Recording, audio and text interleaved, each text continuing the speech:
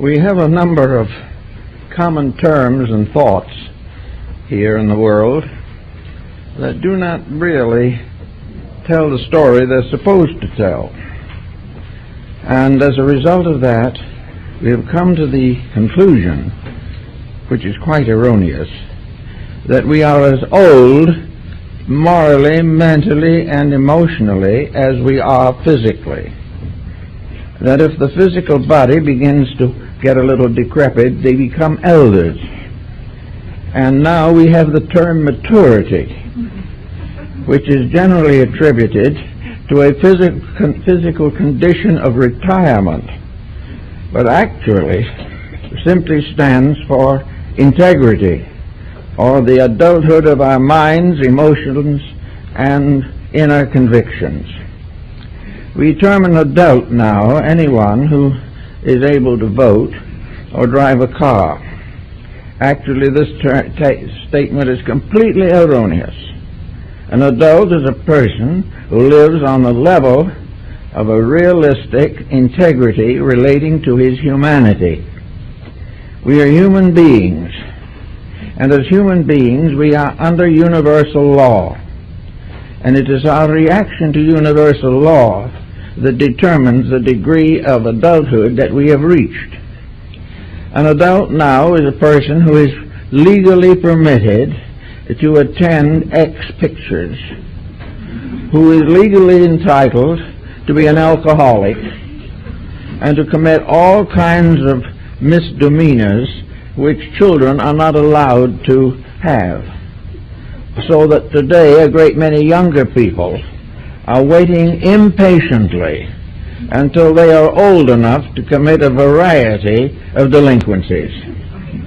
Therefore, an adult to us mostly is a person who can do things that are not proper for a younger person to do, and perhaps are beyond the capacity of the elder person. Somewhere in between, we consider ourselves to have the right to think that we are a mature human being. Actually, the term maturity as we use it now is a grand illusion. It has very little to do with value. It has very little to do with the levels upon which human beings function. You notice, of course, that mankind has a certain unique place in the physical environment in which we live. Human beings have the power to question, to ask, and for that matter, to rationalize their own existences. Animals do not do this. Animals are completely governed by group intelligences. They do what their kind is supposed to do. And we have outgrown this. We no longer do the things that our kinds are supposed to do. We break all the rules because we have will and individuality and personal intellectual. We are not anywhere near mature. If a mature person comes along, they're apt to be crucified. They're apt to be disgraced and dishonored, because maturity demands integrity, and integrity is in short supply and even shorter demand. We do not really want to grow up. We want to remain in a world of childlikeness or childishness. We want to live in a world where someone else does our thinking for us, where we are protected in every way possible, where we do as little as we can and gain as much as we are allowed to gain from our efforts. We expect to be supervised. We expect to be protected, catered to, and even come under a benevolent care of an invisible deity. We are not ready to stand on our own feet, do our own thinking, and create appropriate codes for personal conduct. As we notice in a great many television programs that are coming through, particularly on Station 28, there are a great many nature studies. Many of these nature studies are most illuminating and inspiring. Most of all, however, they tell us that these various creatures live under laws, that these laws were not created by them, and they have absolutely no way of amending them. They simply fulfill the problems of survival and perpetuation. They have within themselves a mysterious code which tells them what to do, and some of the things they do are almost unbelievable. We must almost believe that each of these creatures has a tremendous storehouse of individuality, but this is not the case. The bird that builds the extraordinary nest is following impulses, instincts, and attitudes within itself, peculiar to its kind, and it will seldom violate the laws of its kind. Therefore, we say with Aquinas that there are no such things as sinful animals. There are no plants that are delinquent. All of these forms of life are by nature and inherent pressure creatures of integrity. They do the job they came to do. They live the way they are supposed to live. And they are all gathered together into groups, types, genera, structures, and systems by which they maintain and perpetuate themselves rather well until mankind comes in and spoils things for them. Today we are also to remember that the individual is no longer under animal controls. He is under the control of his own mind. He has the right to create his own way of life. But this does not give him an excuse for delinquency. Man, because he is capable of knowing what laws are and why they are, and through experience justify their need, because of these elements within himself, the human being is capable of judging and planning a career. If at the time he makes these plans he is very young, then he must depend upon education to give him a basic working outline. Education for the human being should be developed strongly on the principle of responsibilities. He has duties to himself. He has duties to his kind, the humanity of which he is a part. He has duties to nature around him, over which he has a certain domination as a gardener or worker in this particular world. He has responsibilities from the cradle to the grave, and these responsibilities he must fit himself for. If he fits himself properly for the responsibilities of living, he will have a reasonably constructive and helpful life. He will be respected by others, and he will respect himself. If, however, he loses sight of all the rules which every other creature in the universe must obey, and starts out on a solo flight to the satisfaction of his own appetites, he will very soon be in serious trouble. And the more serious the trouble is, the more rapidly it spreads through society. The delinquent individual is not only damaging himself, but he is damaging the entire human race, and for that matter is extending into all the other kingdoms of nature in one way or another. Man today is destroying not only his own way of life, but the very planet on which he is living. Now, universal law also has certain curbs on it. He can go so far and no further can he go, because after he reaches a certain point, his various conducts become autocorrective. The individual either reaches a point where he understands and mends his ways, or continues as he was and vanishes from this sphere of activity. We see this around us today. We see it in practically every problem that confronts us. Somewhere along the line, man came to the erroneous conclusion that he could do as he pleases. This is simply not true. He must please to do that which is right. And we see this constantly in human relationships. We see it in the relationships of nations. We watch with very grave anxiety the results of human ambitions that have been allowed to become maniacal, that have become beyond control. All of these things come back to us in the problem of our own maturity. We start out in life comparatively innocent creatures, but let us not deceive ourselves. Within each innocent creature there are potentials. These potentials have to be developed. Life has to be built and unfolded in a reasonable manner.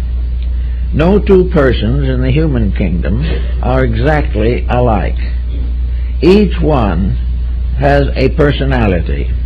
Each one has a degree of growth. Each one, however, possesses the power to estimate what he knows and what he does not know. He has the right to improve himself to a degree at least. He has the right to choose that which is best for himself so far as he knows. This problem of the selectivity of living is not present in the animal kingdom. It is part of man's peculiar endowment. By this, the individual can say to himself, I will be a good businessman, I will be a doctor, a lawyer, I will be a worker, I will do that which my own innate capacities permit me to do.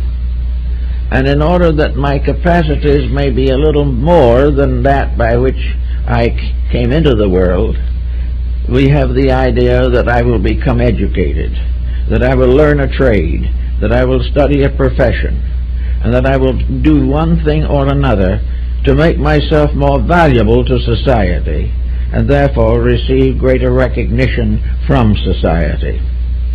These things are personal decisions, and these decisions become the basis of growth and the development of our lives. Now, every child has to pass through certain stages toward adulthood. This is the body itself building its own way in life. It is the body gradually becoming capable of maintaining the dweller that lives in the body. What Carl Jung calls the person in the body. In other words, before he can settle down to a useful life, the individual has to build a house. This house is primarily his own body. This body is variously conditioned by circumstances. Some have better starts than others. Some have more problems to face than others. But everyone in his own place must try in every way possible to build into life that which is most necessary to an adulthood of usefulness. To fail to do this is to become a failure in nature. And in all kingdoms except the human, failures do not survive long. With us they survive a little longer, apparently in the hope of redemption. Actually, the building up of a career and a body to sustain it, these are the labors of growth. These are the things we study for. These are the problems which we face in an effort to understand the world in which we live. Unfortunately, we are not being given the cooperation we need in most cases.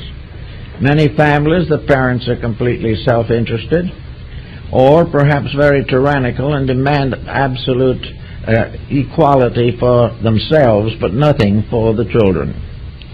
This type of thing does damage the young person. Broken homes, various inconsistencies of economics and social conditions, political upheavals, all of these things interfere with the natural growth of the individual. Strangely enough, the animal kingdoms and the plants also have problems. They are subject to all kinds of natural calamities. They are subject to earthquakes and droughts and tidal waves, cyclones. They are subject to many types of infestations and things of this nature. But the animal kingdom keeps quietly on its way, and it does not change its own conduct to make it easier to live under an unnatural condition. The animal knows only one condition, that in which it lives. Therefore it adapts to it, adjusts to it, and gradually becomes capable of perpetuating it for its own progeny. With the human being, confusion is a more common problem. The human being, with all of his neighbors and associates, constitutes a unit of individualism that is often dramatic and dangerous. The human being does as he pleases, not as he should. He does not worry or consider the effect of his conduct on other people. He feels that he is intended for certain ends, and these ends he will accomplish at all costs. His favorite ends are wealth, power, and fame. These are the things that he really considers to be the great realities. Animals don't seem to suffer from this peculiar absurdity at all. They are not particularly interested in wealth, except to put a few chestnuts away for the winter. The great careerism, which has dominated humanity from the beginning and has given us nearly 8,000 wars in the records of history. This type of thing is unknown outside of our own kingdom. And it is one of the reasons why our kingdom is always staggering along under a tremendous adversity of one kind or another. Now, how are we going to estimate the problem? How are we going to decide what the individual should be and what he should do? Now, to try to face this problem is immediately to bring down upon one's head the wrath of his neighbors. Each person is convinced that everyone else should do what he wants them to do. To differ from him is a mistake. To differ loudly and clearly is anarchy. Each person has a unique correctness in his own thinking. This correctness has nothing to do, actually, with the study of his own inner life. It is simply the decision and determination to accomplish the goals which he has set for himself. The worst part of it all is that most of these goals have to be temporary. The human being's ambitions are very illusional. His career is an illusion, because he can only maintain it for a comparatively short time. So we begin to say, what is the difference between maturity and what we might call growing up?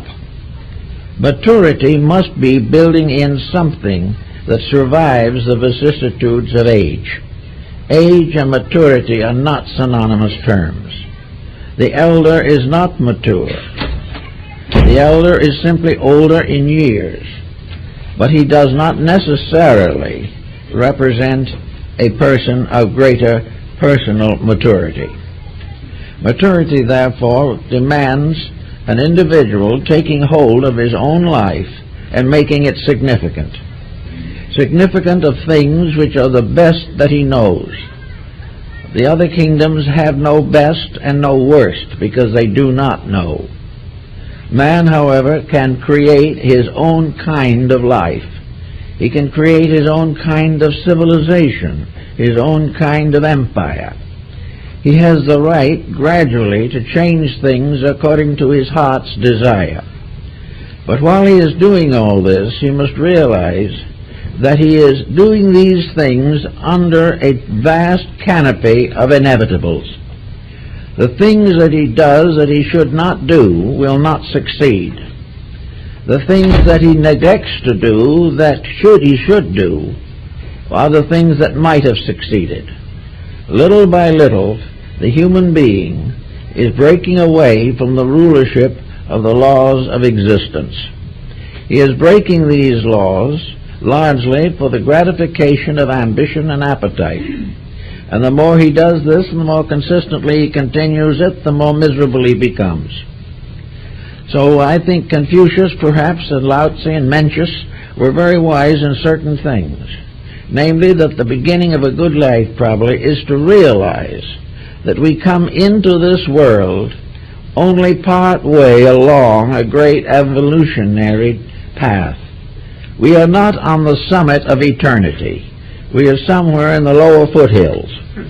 We are not now ready for that supreme fulfillment that we constantly feel that we're entitled to, even though we've done nothing to earn it. We are not actually as wise as we think we are, and we are not as prepared for decisions as we believe we are. Most people are quite certain that they are being imposed upon by their doctor, their lawyer, and all these various professions that serve them. But they do not realize that they are imposing upon themselves, and that the very traits that they resent in others are in themselves also, and will be there until they're weeded out. We have to begin to think in terms of what the difference is between human beings and members of lower kingdoms. The members of lower kingdoms live within a universal protection, in which the fact that they are small children, in a sense, permits them to receive continual guidance from a power that is never able to fail because of its innate integrity. Therefore, all these lower kingdoms are small children who must gradually grow up through one degree after another of growth and unfoldment. But this growth and unfoldment is guarded and protected by laws which these creatures cannot break, and which they have no instinct to break. There is no particular ambition in an animal except to protect the small area which is its field of activity. It has to protect its own region, its own family, because in so doing he protects the continuation of his own particular lifeline. This problem of territory has been gradually unfolded in the case of humanity until the world becomes a territory and is at the disposal of anyone who can conquer it. Therefore, to us, territory is not to protect our own, but to fulfill our ambitions, aggravate our various emotions, and develop great financial resources. We take territory to enslave it. The animal takes no such attitude. He uses the natural resources as they are. He only sets aside for himself that which is sufficient for the needs of his own immediate brood. Thus there is a great difference in these points. Animals and birds and fish and flowers, trees, all have strange integrities because they are fulfilling the purpose for which they were fashioned. This brings us to the question that man alone tries to answer. What is the purpose for which we were created? Why are we here? What are we supposed to do? How are we supposed to span these years that make up our physical embodiment? We look around us and we behold something that should temper us but does not. And that is, of all creatures, we are the only ones that know we are impermanent. Other creatures have no realization of the future. They only have the case of survival until something destroys them. And in the animal kingdom, the very young and the very old have to pay the penalties of inevitables. But the human being has now developed an attitude that is quite different from this. He is also under the same laws. He cannot survive, but he is going to change what he does while he is here and make it serve him to the fulfillment of every ambition and appetite that he can cause to arise within himself. Therefore, the human being is not trying to be mature. He is trying to be old enough to make mistakes. And with some exceptions, he does pretty well at it. He does make many, many mistakes. But the problem of trying to outgrow the mistakes is the problem of growing up. We have to gradually learn from the things that happen to us. We have to learn from experience, which the animal cannot do. He learns entirely by instinct, but not by conscious experience. With us, we have the right to perform a variety of actions measure the results, and create a pattern suitable for the extension of our own probabilities. We have the right to plan a future that will give us the greatest security, the greatest growth, the greatest unfoldment of our own internal potential, and enable us to make the greatest possible donation to the common good. Now, these are about all the things that are worthwhile doing, and yet these are not the things that the average person is doing. Now, this problem of responsibility does not interfere with personal happiness or well-being. Man is capable of being happy. It's very unlikely that animals have any great sense of unhappiness or happiness. Some of them probably have a contentment when they are able to have sufficient food and their little families and broods are in good order. Man, however, has a capacity not only to organize his life, but to be happy in many of the things that he can do. But he must also measure happiness. What does it take to make him happy? If happiness demands that he injures others, then he is in serious trouble. If happiness means that he must waste his own potential and lose health and mental and emotional integrities, then he is wrong. Happiness has to arise from order, from things being done correctly in their own way, purposes being fulfilled, and the individual rejoicing in his adherence to those principles which are sound and proper. So we have now this little difficulty that comes along in our affairs, the problem of trying to see what we can do to get some of these mistakes corrected before they become too dangerous. Now, there is hardly any person, for instance, today that doesn't realize the dangers of alcoholism. He knows these things. He also realizes that he reads in the papers now almost every day warnings against cigarette smoking. Now, animals don't have any such warnings because, of course, they don't do these things. But man, having done them and having the warning, makes a decision. If he decides that his own pleasure is more important than the warning, and the risks he takes are more than justified by the results of his own achievements, then he will probably keep on making these mistakes. And then one day the axe falls.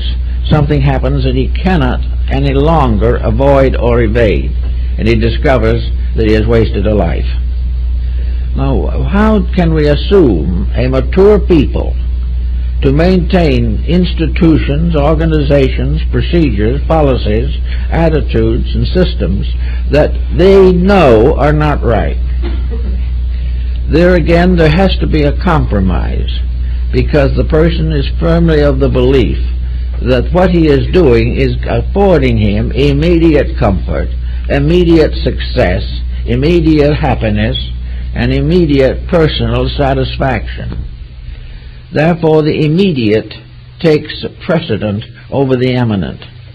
That which is now is the only thing that becomes important. If he can be happy or think he is happy now, he has fulfilled life. No way can this be regarded as a symbol of maturity.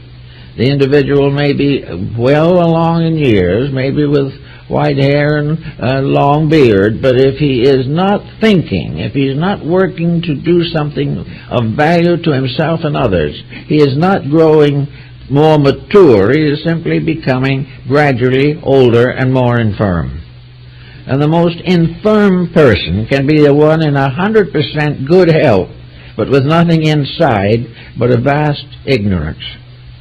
The individual does not become mature because he copies the delinquencies of older people.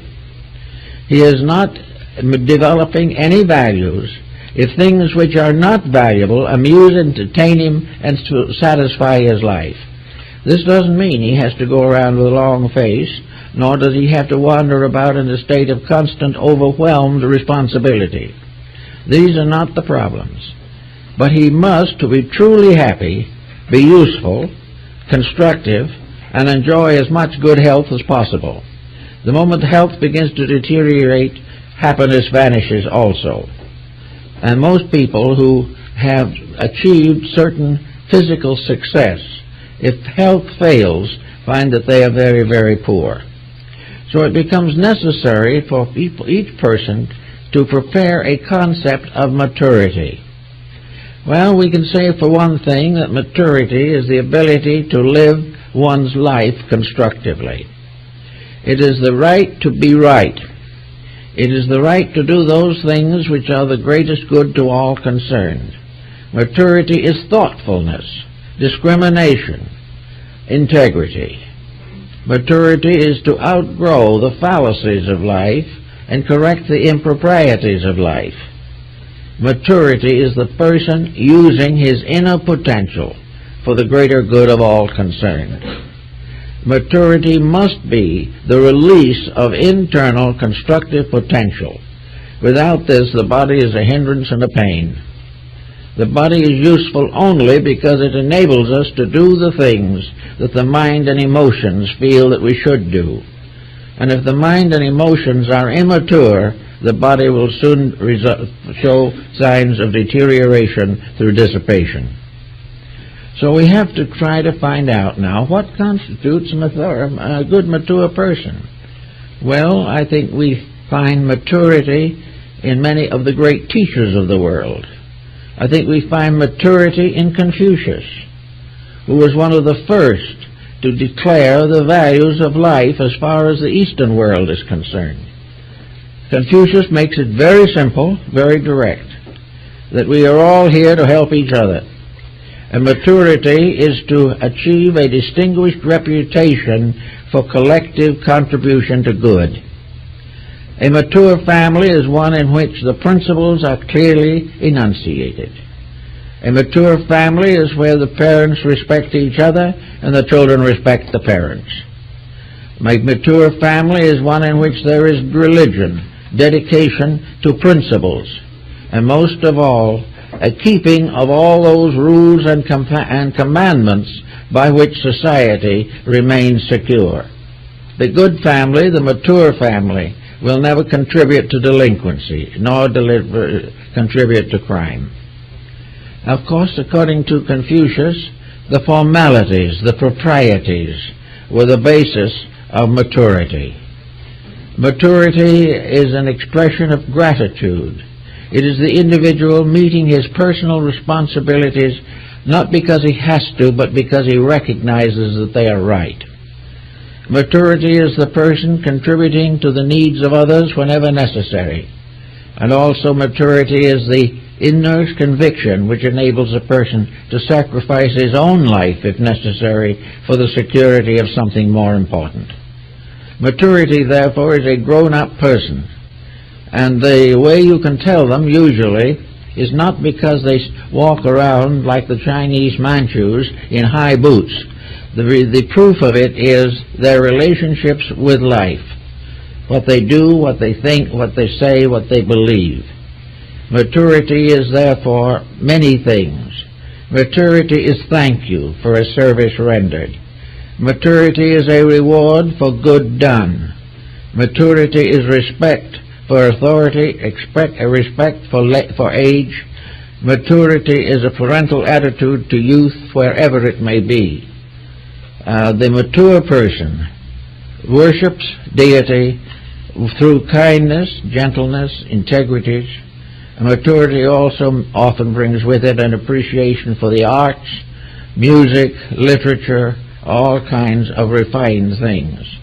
The mature person rules his own family wisely and lovingly, and each of the members of the family respects the others, and also respects the potential within themselves, which must be developed if the person is to become a mature individual.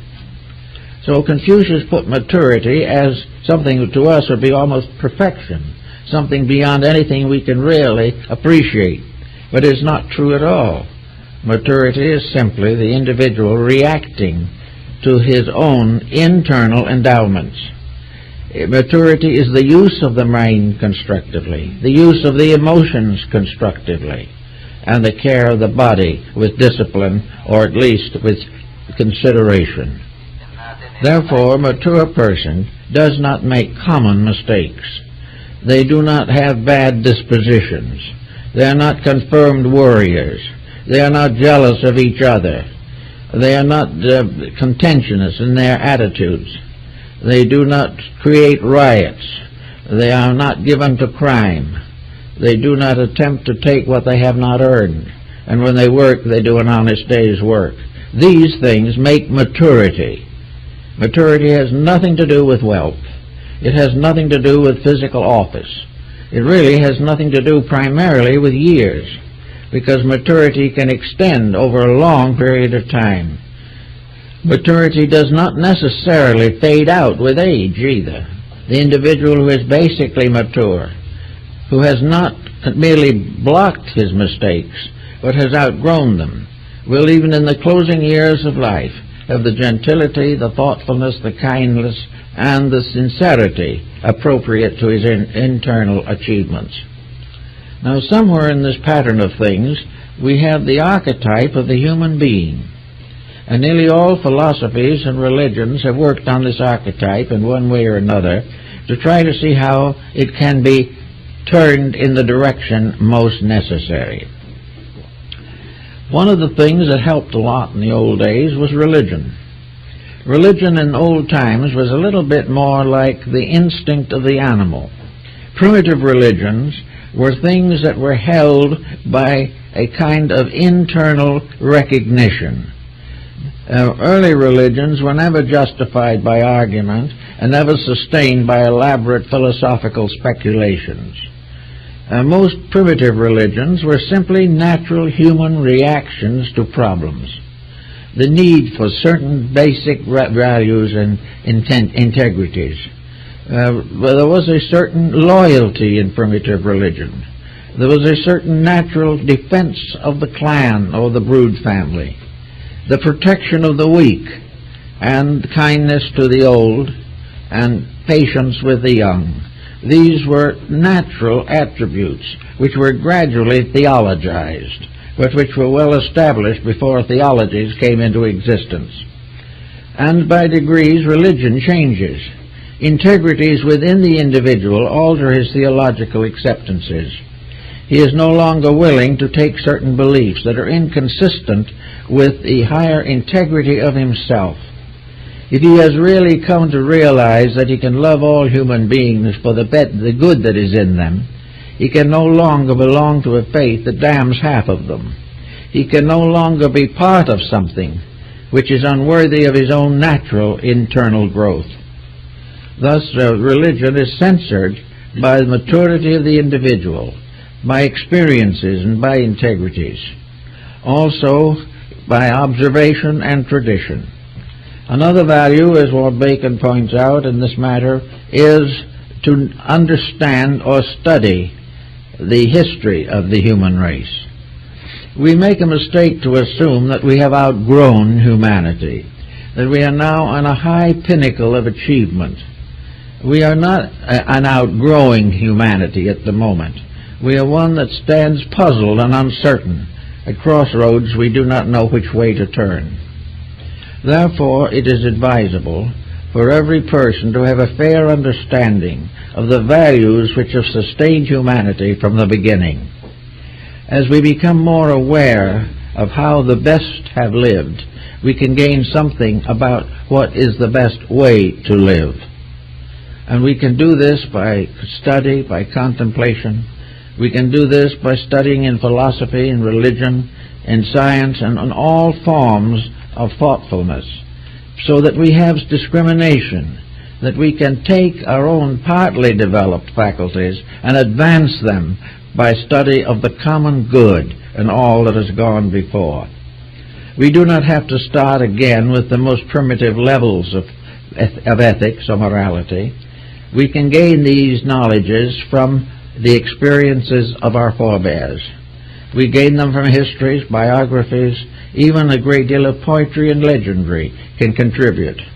we gradually come to the point where we are now. We come to the point where we can no longer simply accept the past. We have to do something about it. It's true, of course, that we may have stopped growing long before we caught up the best of the past. But we have done this and that and what we could, and have come to a point of certain decisions within ourselves. We certainly must finally come to the decision that certain things fail inevitably, and other things succeed, even though it takes longer to bring this success about. Having decided a little bit about this problem of integrities, we can consider, for instance, the religious life of our present time. Every day there's someone comes along with a new revelation of one kind or another. We don't know what to do about it. We have no way of judging whether these people are correct or not. We do not know whether this book is the greatest thing in the modern world or whether it is someone's aberration. We have no way of knowing unless we have a pattern of integrities inside ourselves. If we start on the assumption that we believe everything we hear, we will soon be in trouble. If we reject everything we hear, we may also be in trouble. But without discrimination of our own, we are always in trouble. So where we come to a decision, and we get people every day practically who will phone in or write in and say they have a new volume that's just out that is simply wonderful, and what do we think of it? Well, in the first place, how can we say what we think of it? We haven't read it, probably. But in any event, the point is, they shouldn't be phoning in. If they don't know whether it is good or not, there is something lacking in those instincts which even animals have, the recognition of realities. If they find in a book various efforts to escape responsibility, if it is filled with promises that cannot be fulfilled, if it is constantly luring the person to further physical securities, advantages, or opulence, then there is every reason to feel that it is simply contributing to the misery of mankind. We must have some basic integrity in ourselves before we can even read a new book safely. We have to have principle. We have to have some kind of a firm belief in values, or we cannot estimate the values of other people. When we review books, or when various people interpret them, this is usually a very unfortunate experience, because we do not know the book, we probably do not know the reviewer, and the reviewer himself may not know what he's talking about. The result is a great success economically, but a miserable failure ethically. So we have to have in ourselves certain basic standards that we will not compromise. One of these standards is to avoid anything that promises great rewards for small efforts. To be rewarded for doing nothing, or to have your various mistakes nullified without self-improvement. These things begin to make problems, and sincere people seek to avoid them. We want to know more of that which is real. We want to know more that will contribute to the enlightenment of ourselves and the improvement of society. We want things that help us to grow, to become mature persons. And maturity never seeks evasions or avoidances. Mature persons never look for shortcuts. They do not believe in rewards they have not earned. And they are very cautious in the development of those extrasensory perceptions which can be so easily distorted and fabricated. So the person himself has to have a certain amount of maturity, or he can't go any further. He cannot make the next step unless he knows what he has already accomplished. He must make one step at a time, but he must have stepped from one secure position to another, or else he will drift into some kind of a quicksand. The problem then with each person, if he is not yet completely aware of values, he must accept maturity as a natural instinct to learn. He must want to know. He mustn't be sitting back complacently believing that he knows more than anyone else. The beginning of maturity is the desire to improve, and therefore to use all legitimate means to find out how to improve.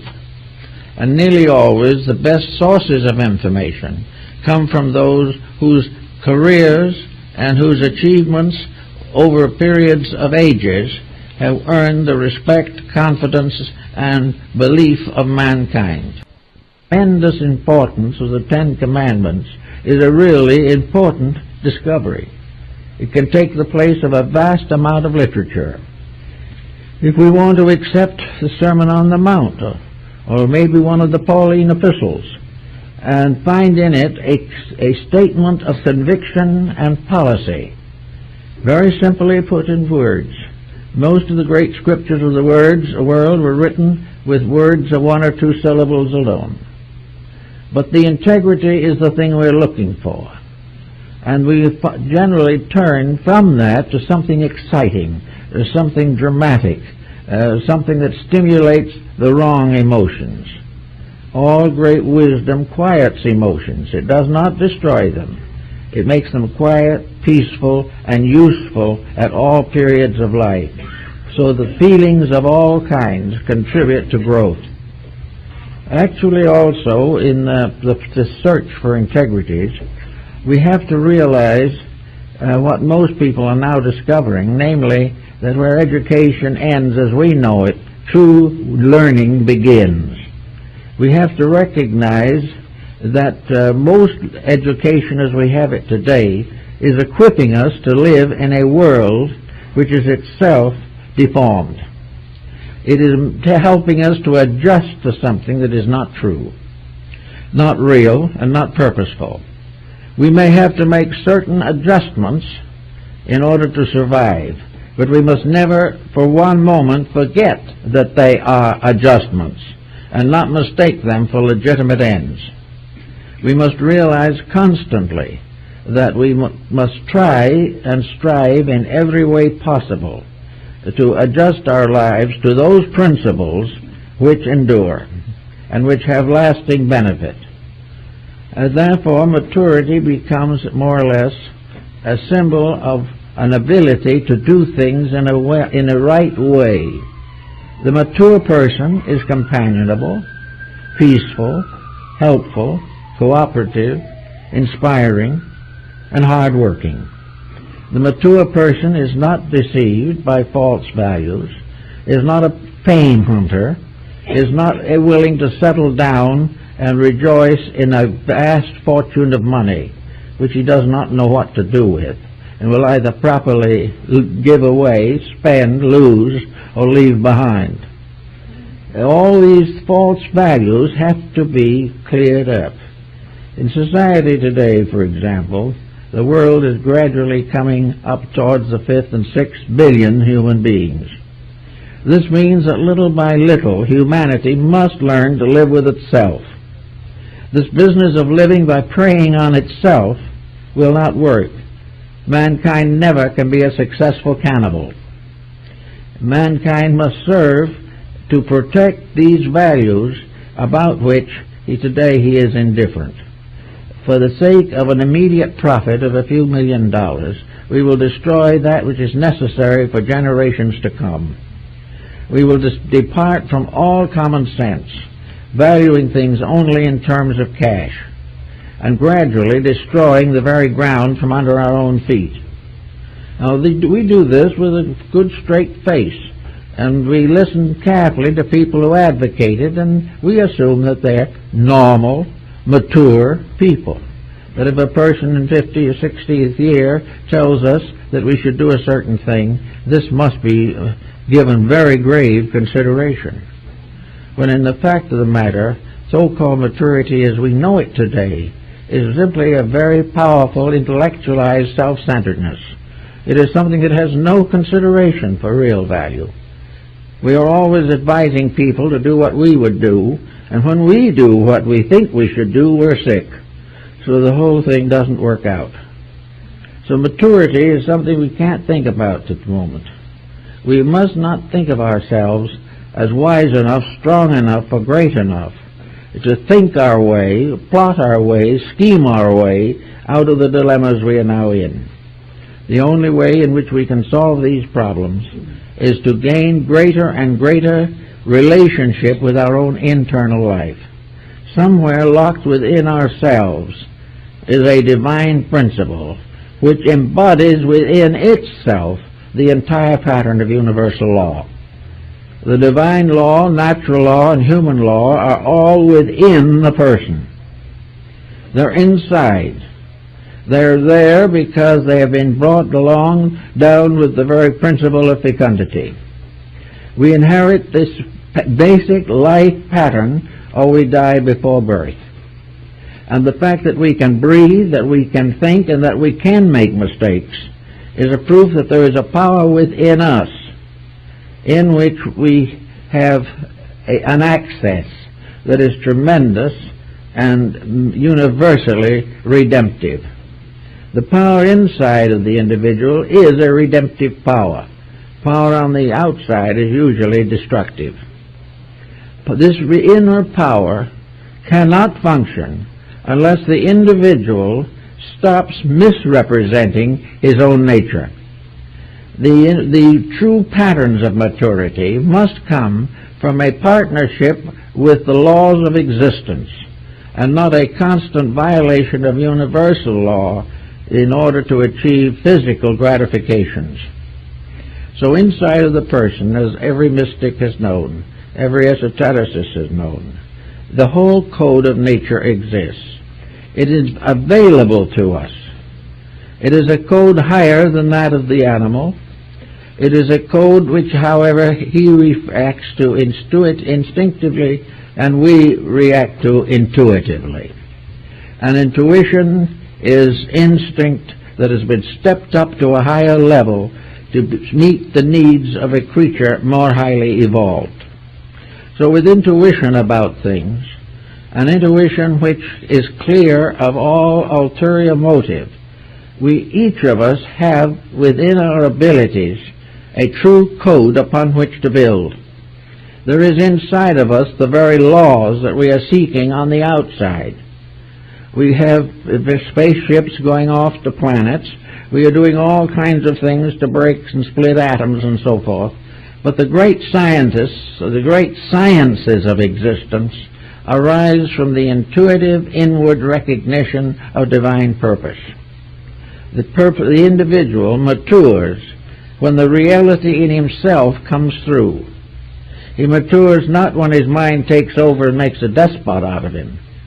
He is mature when his soul takes over and makes a liberator out of him. He becomes a great person when the divine greatness moves through him. He remains a tiny person when he tries to be great without enlightenment. So all these things must be all considered in one way or another in order to reach what we might call a grown-up state. And Lord knows we need it now.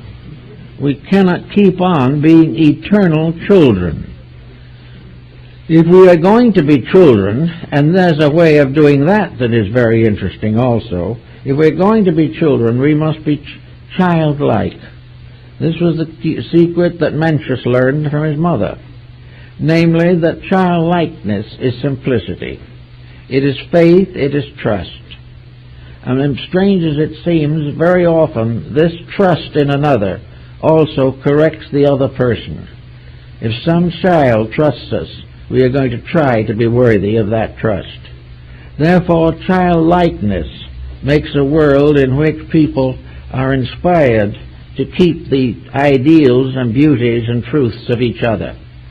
But childhood in the ordinary sense is simply ignorance. Now, somewhere between ignorance and wisdom we are existing today. And we are looking around to try to figure out how we're going to legislate out of these problems. We're going to try to figure some way to balance the world's budget. We're going to try some way to get rid of a nuclear armament. But we're doing it all through appealing to the exterior part of the individual. We are trying to tell him that he'll kill himself if he doesn't do something about armament. This is true, but is not the basis of a correction.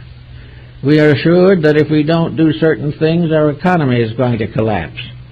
Well, if we do certain things we're doing now, it will collapse. There's no way of preventing it. All of these outward things have to be moved, directed, inspired, and sustained by inner convictions. The reform that we are looking for must be that to realize that every human being that comes into this world has a fight on its hands. It must struggle between self-interest and universal good.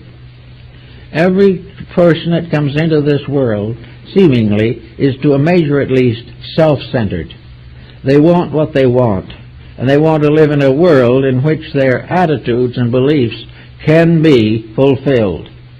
But they come into the world without a sense of responsibility. They do not realize that they cannot do certain things without endangering their own survival. Animals don't know this, because actually, except for man, their survival is not endangered in their natural state. They will survive because of the fact that they cannot go against law. They have no way to go. They have no mind to tell them what to do that isn't lawful, or how to escape the natural problems of existence. Man has developed these as additional values. They have been given to him that he might be the creature that becomes self-governing, self-ruling, and self-dedicating. It is the hope of the powers of nature that man will become a faithful shepherd in the garden that the Lord has given him, that man will become an instrument for the fulfillment of the divine plan in nature, and that he will become the Lord over all animals and creatures, over planets and worlds, but in this rulership will be forever obedient and completely dedicated to the divine purpose.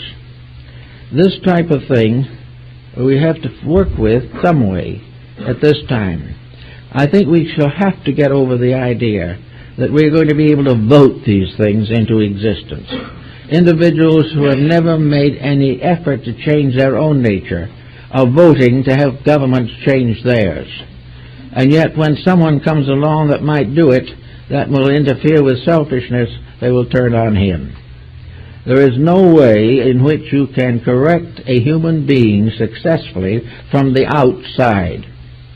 There is no way in which you can free him from the consequences of his own outside actions. But all outsides are governed from the inside. Therefore, the great government, the universal government, the divine government, is communicated through the individual and not to him. It is his own experience rising up. It is the mellowing result of life and living. It is the inevitable conclusion that comes through the experience and the practice of the various processes of existence. Man can come together not by having identical attitudes or the same governments or the same arts and sciences, but by the same integrities. For the basic integrities are what create governments, what create laws, create sciences and arts. And where the integrities are wrong, the arts, sciences, and governments become corrupt. Therefore, for everything that we need and everything that we desire, there is a proper way of attaining that. There is a way to have peace. There's a way to have security in this world. There's a way to go on doing better things. But the result we seek has to come from inside ourselves. We have to stop cheating every day. We have to stop all these little deceits. And while that is always very important, there is also the emotional and spiritual relationships of people that are very important. Relationships of integrities, that we admire people for what they are, and when they are doing a good job, we roll up our sleeves and help them. All of the cooperating emergencies that arise can be handled by thoughtful people. Little by little, we can lift the problems of poverty. We can lift all these different racial and other situations that are dangerous, but only when the one life in all of us is allowed to shine out. We are one life, and why everything we do should be divided so that this life is forever turning on itself in destruction and anger. This is something that human beings themselves must face. Now, education helps, but there's something else beside that. We have to find some way of getting at this internal. For it is this internal which, releasing itself or being released, brings with it maturity. There is no maturity until the best in us governs the rest of us. Until that day, we are perpetual adolescents. There is no way in which we can solve any problem unless we can be higher in our values than the problem. We must be better than the need, or we cannot solve it. We must see more clearly, or we cannot cover and uncover the obstructions of life. So we have to work constantly as persons. And how do we do this? Well, one of the things that's doing it is the gradual desperation that is arising in ourselves. We are losing every day faith in the power of external things to solve our problems. We are no longer aware of the probability that a group of people anywhere can take care of the troubles that we're in. It becomes obvious that these troubles arise in ourselves. Crime arises not in society, it arises in persons. Now, many of these persons do not recognize crime. They do not know that they are criminals. They only know that they are hating something, not believing something, or trying to get something dishonestly. They believe in violence, they believe in accumulation without principle. As long as this continues, we will punish them, imprison them, fine them, ostracize them, but nothing will change. The change has to come inside of them just as it has to come inside of us. And when things get so bad that nature can't handle it any other way, these decisions are forced upon us. They are forced by circumstances that we cannot resist. They bring us solutions through a solution only. It must be right. It must be done correctly. And little by little, the individual comes to the inevitable conclusion that it is better to be right and happy than wrong and miserable. And we have only the one choice to make. So in the problem of maturity, I would like to kind of think that the divine in us is something that is so stupendous, so complete, so irrefutable, that if we can just accept it. And how do we come to accept it?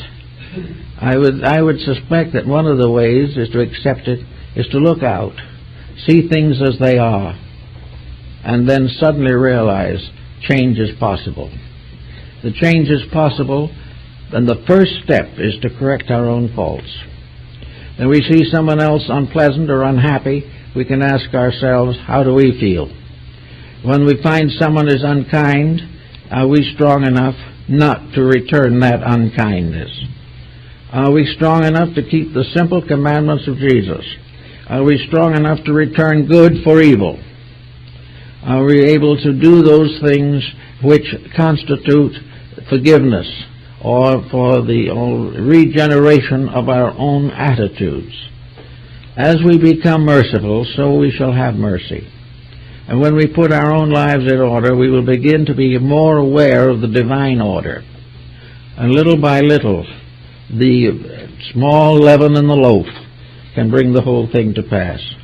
But to be better than we are, we must know that we need to be better. We cannot go along carelessly and indifferently, doing what we've always done, and wait for paradise. It won't come.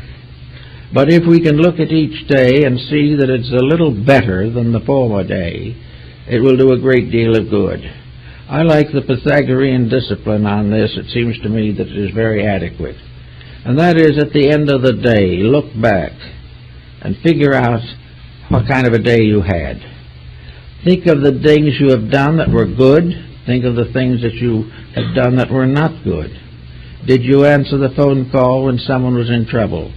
Did you say the kind word? Did you forgive somebody an oversight? Did you lose the tendency to aggravation or difficulty? Did you become capable of standing interruption without irritation? Little by little, are you able to gradually dominate the negative aspects of your own life? Are you weary from work or weary from objection to work? Are you tired from the things you do or tired from the attitudes you have about them?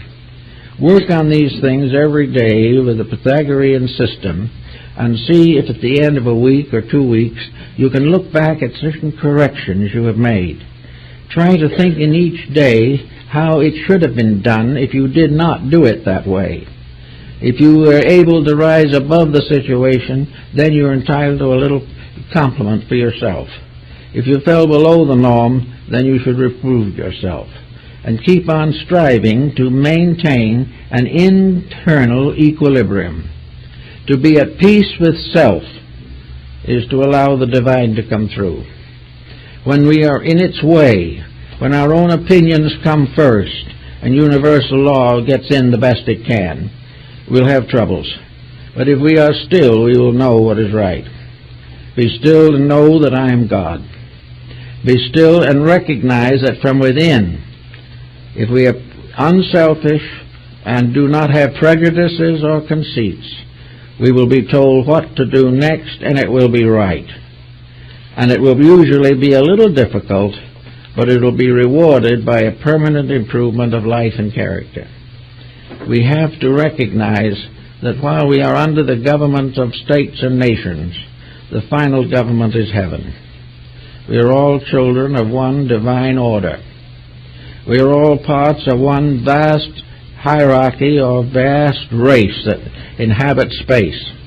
We are also one people on this little planet. And the largest part of our job is to finally become one happy family here. If we become capable of living together at peace on this earth, we will have had a spiritual achievement, and the people of the day, when peace is among us all, will be able to say that they are mature. Maturity is definitely the ability to face problems without distress, to face situations with kindness and loving thoughtfulness, to overcome all prejudices, to leave behind all contentions, and to realize that we just have a few years here into which to grow, and we cannot afford to waste time doing something else. We've got to get to the work that we were intended to do, and if we do that, then we'll have something to be proud of, and we will have the ability to meet the face the future wisely. Until those times come, we have to keep on recognizing that we're children. And worse than that, we're juvenile delinquents. We are doing the things we shouldn't do and trying to glorify them. We are building monuments to the wrong people. We are creating great systems of ambition. We are jealous of things that we should be ashamed of. We believe in values that do not exist. And we are willing to compromise our place in the universal plan to try to improve a situation here that's going to be only a few years at best. Man is also the only creature that we know that knows he isn't permanently here. Animals don't know that. This is probably one of the reasons why they get along better. They are not aware of this. They have no concept of time as we know it. They have life, and then there is the absence of it. And in the jungle, in a moment, death takes away the life of the animal. They have life as long as they can defend it. But when they can no longer defend it, they vanish. We have life as long as we can defend it, but we have other ways of assailing it. But most of all, we are creatures that know that everything in this world is transitory. We know beyond question our true orientation in space. We know what we do. We know approximately how long we have to do it in. We know why we're here if we do a little thinking, and we certainly know that we have to pass through experiences and then quietly depart. Now, as we have no permanence, everything that we now call ambition and fame is exceedingly transitory. It may be nice to be respected in your own time, but it is not worthwhile to be respected as the dictator does by bringing death to millions of people. We may be a little bit proud of having a successful business, but this does not entitle us to the satisfaction of knowing that we are living well for the good of others. Selfishness, in other words, has no future. Selfishness is a mortal thing. Every possession we have is going to leave us. If we possess people, they are going to leave. If we possess things, they will either be taken away or disintegrate of themselves. If we build great careers, we have 15, 20 years of leadership and then obsolescence. We are in the same condition as the Hoover's vacuum machine and the Bristles rug carpet cleaner. It wears until it wears out, and then we have to get another one. Everything that we have is perishable, except that which is the source of ourselves. Down inside of the thing that we know as ourselves is something that is not transitory. It is the life that has descended. It didn't begin with us. It has always been. It's the light of the sun. It's the light of the stars and of space. It is the energy that thrills the atoms. It is one indivisible, eternal life. The service of that life is the only thing that is important. And we owe that life everything that we are. And it owes us nothing unless we earn it. Life, therefore, has placed us in the presence of an eternal problem, in order that we may master that problem, that we shall become worthy of the heritage, that we shall become good and faithful servants of the divine plan of things. We cannot be good servants if we are ignorant, and we cannot be part of a great divine plan unless we are able to understand it and cooperate with it. We do not ask to understand it all. All we can do is the best we can and offer ourselves cheerfully and unselfishly to the advancements of purposes beyond human understanding.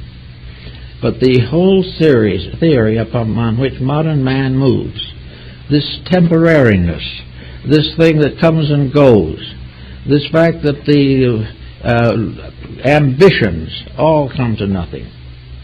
Why in the world have we been able to continue this age after age and never realize the facts? I think probably the answer is we haven't dared to think about the facts, and while we're alive we're going to make the best of it. But this isn't true. We're not even making the best of it while we're here. That way of life, which is going to be eternally valuable, is that way of life which is valuable now if we can cultivate it. The best in us now is the part that is going to serve us forever. We're going out in places where there will not be any cocaine or morphine. We do not have any right to assume that making a fortune out of making other people sick and destroying them is a career. And we're going to have this problem until each individual in his own inner life makes a statement of values and keeps it. When the individual himself says no to temptation, there is no temptation. But as long as compromise for profit, fame, or notoriety is possible, we're going to have delinquency. As long as dissipation is happiness, true happiness is frustrated. So I think we must think of maturity now as outgrowing the smallness of our own life, outgrowing all the childish mistakes that we now regard as careers, and gradually come to realize our eternal citizenship, and that in that eternal citizenship we are somewhere between here and there. We are much more than we were. We must become more than we are. And by growing in spirit and in truth and in love and in understanding, we are gradually going to accomplish the purpose. We are going to carry with us into other embodiments in the future good karma, the continuing reward of right. We will discover that there is no such a thing as a punishment that makes anybody, including God, happy. A punishment is the result in ourselves of having broken these rules. When we stop breaking them, karma becomes a glorification of our good deeds. We can have a great and wonderful life. Once in a while we see someone who seems to be having that now, and now we may be a little jealous of them. We say that they were dishonestly privileged in some way. But happiness and security must be earned, and a life that is dedicated to principles is not a disaster or an impossible miracle in space. A right life, well lived, is a natural reward of integrities.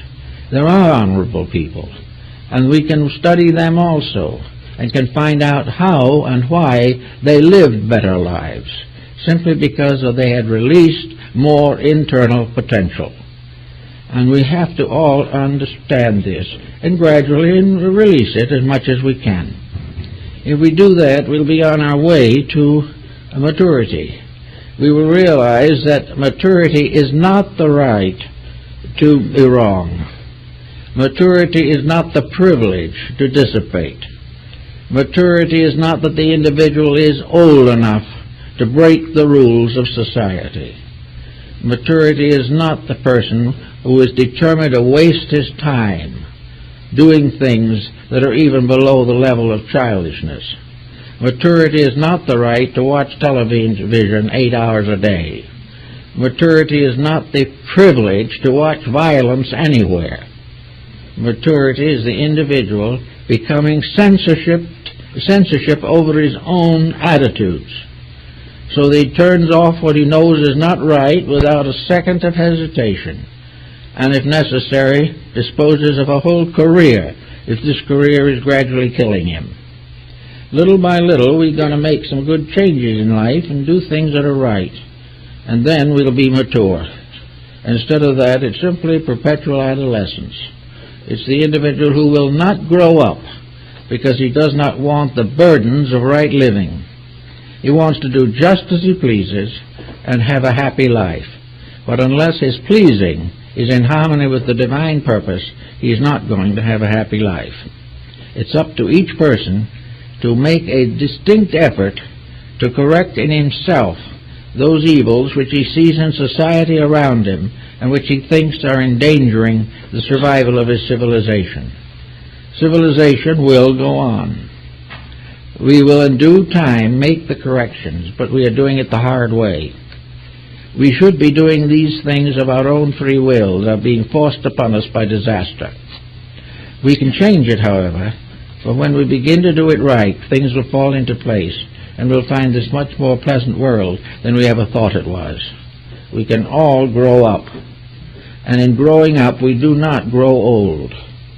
It is not a sign of maturity that we are aged. The most active, wonderful, and resilient people in the world are those who have maybe reached considerable age and yet are still living, thinking, dreaming, hoping, building. And when the time comes to go, as one of them said, this is the experience I've been waiting for. This is the only thing that is left necessary to me to prove the eternity of the plan. Whatever we go to, as Socrates said, we go to silence or we go to instruction. And whichever it is, we are content.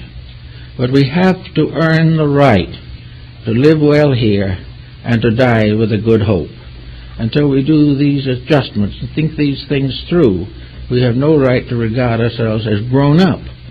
We are just more or less prodigies, infants with prodigious minds in some direction, but very short on integrities. Until this thing is corrected, we're going to be in about the same condition we are now. And as we don't want to do anything like that, we want to get better. We might as well start right away and save time and energy. Well, I guess that's it.